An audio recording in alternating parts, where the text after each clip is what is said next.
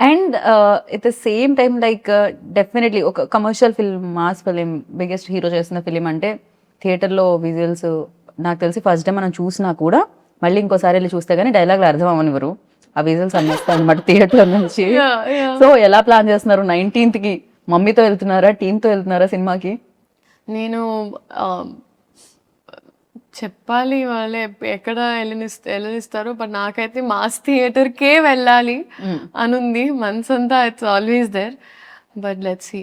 నేను యాక్చువల్లీ యూజువల్గా ఏం చేస్తానంటే, నా ఫస్ట్ సినిమా పెళ్లి సందడి రిలీజ్ అయినప్పుడు వాజ్ ద ఫస్ట్ టైం పేపర్లు ఎగరేసి ఆ ఎక్స్పీరియన్స్ నాకు ఫస్ట్ టైం జరిగింది. సో ఇప్పటికీ నాకు ఆ పేపర్లు ఏవైతే ఎగరేసారు నాతో ఉన్నాయి, ఒక 4-5 పీసెస్ నేను ఇప్పటికీ పెట్టుకున్నా ఒక మెమరీ లాగా. Okay. So I feel like ఈ సినిమా కూడా నేను వచ్చేస్తాను. రైట్. చాలా రకాల మాస్ ఫిలిమ్స్ చూసాం మనం. ఈవెన్ ఆయన చేసినవి చూసాను. ప్రీవియస్ గబ్బర్ సింగ్ మనం చూసాం, హరిశంకర్ గారు అండ్ ఆయన కాంబినేషన్లో వచ్చింది. అందులో కూడా ఆయన కాప్ రోల్ ప్లే చేయడం జరిగింది.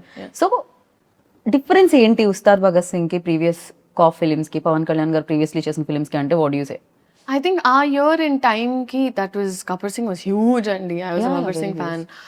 And e 2026 ki Ustad Bhagat Singh is apt. Okay.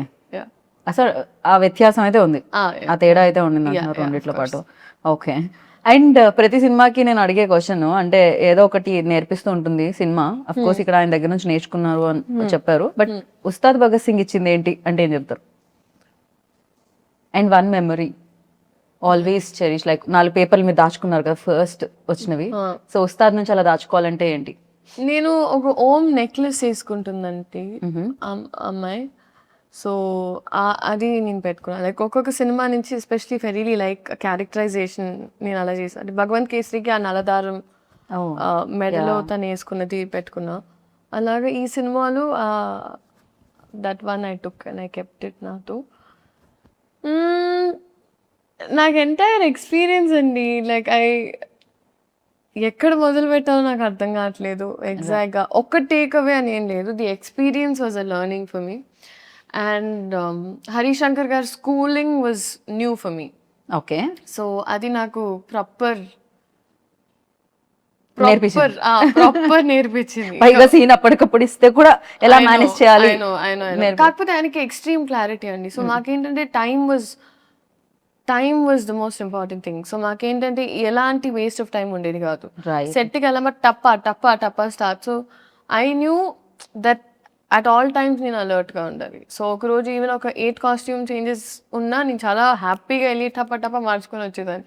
So నా మైండ్లో ఏంటంటే ఎన్ని షార్ట్స్ దొరికితే ఒక రోజు how many ever shorts we can finish, it's better. So నేను ఫస్ట్ టైం మేబీ ఒక సినిమాని ఆ యాంగిల్లో చూడడం కూడా జరిగింది.